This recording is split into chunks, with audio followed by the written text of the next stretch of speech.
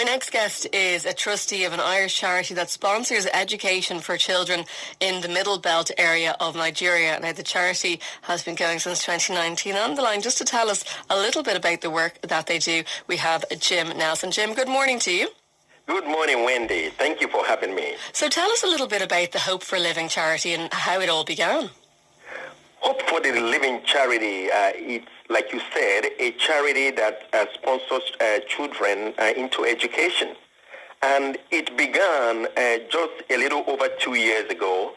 As you know, we live here in the West, and we're in touch with some friends and families in Africa where we originally have come from.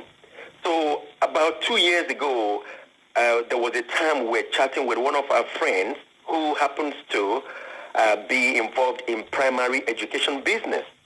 And a simple question was, how is the school business? How are the students? I hope the population is increasing and you guys are doing fine.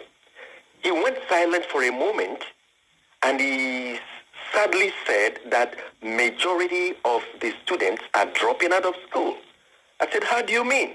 He said, these children, they are dropping out because their parents can't afford to pay school fees for them. So is there school fees for every age child in this particular area of Nigeria, Jim? Yes, the school fees is such that parents have to pay because this is a private school.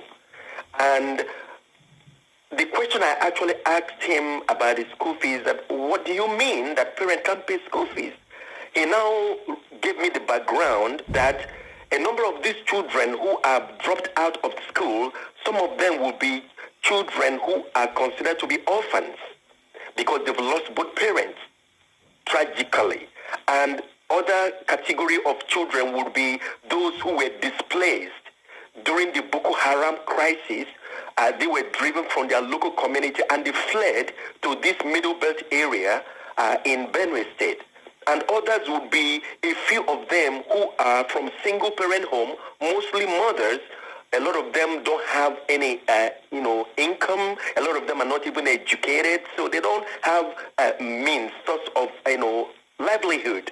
So these were the information he gave to us at the time that really saddened us, and we had to think about what we could do to help. So you saw that there was a need there, Jim. So what happened next? How did you go about then as trying to meet the need and setting up this charity?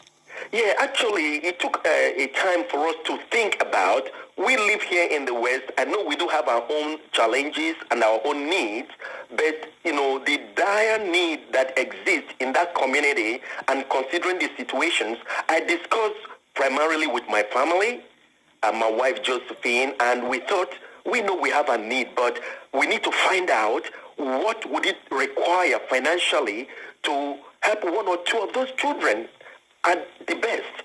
So we further now went and inquired from the local school, from this particular very close friend, and he said that it would cost a certain amount in the region of about between 50 and 70 euro to sponsor a child in a term. So we now thought, we know we have need, but we can afford that. And then we now said, let's start with one or two children. That was how it all began. So you were thinking, okay, we can help one or two children. How did it grow into a charity then? Very good. My wife had worked in a local after-school project here in Ireland, and she has a very good relationship in that very after-school. So, ladies do chat about what they do. So one of these occasions, she was chatting with the manager of the after-school where she had worked before, and they were talking about what they do and how things are going. She mentioned that this is what she had just started with her family, helping one or two children in a local community in Africa, in Nigeria. And this particular individual is an Irish friend, and she took interest. She said, that she would love to be involved in that kind of charity to help children who are in dire need, in severe poverty. Some of them 8 years old, 9 years, 5 years, they've never been to school.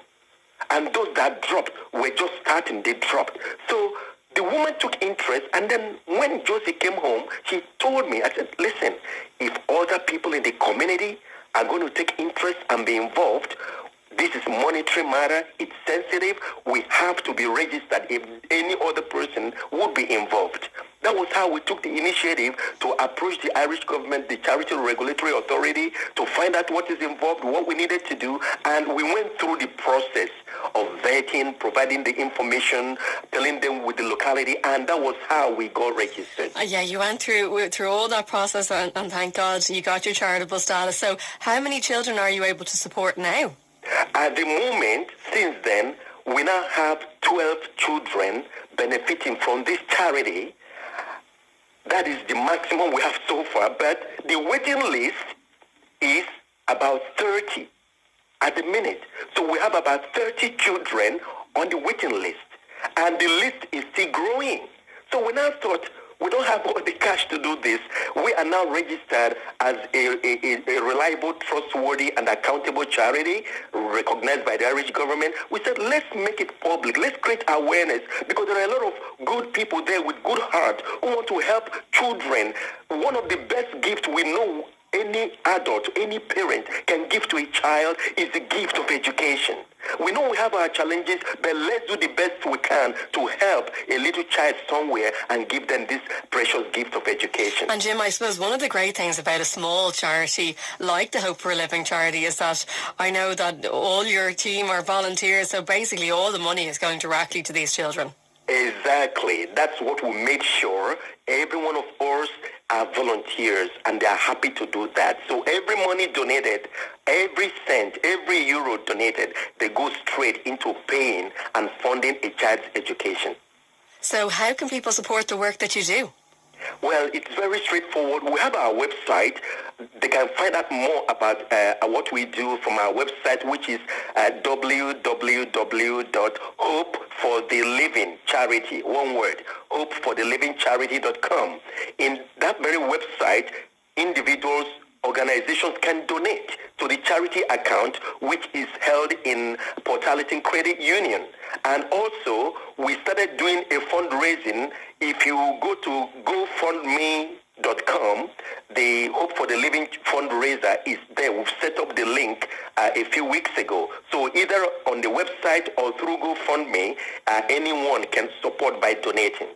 Well, Jim, thank you so much for joining us on the programme today. And it's just a lovely story of how you thought we'll start with one child and just how you're now impacting the lives of 12 children. Thanks for joining us on the programme today. That's Jim Nelson, trustee of the Hope for Living charity. As Jim mentioned there, if you want to support the work that they do, you can go to hopeforthelivingcharity.com. Spirit.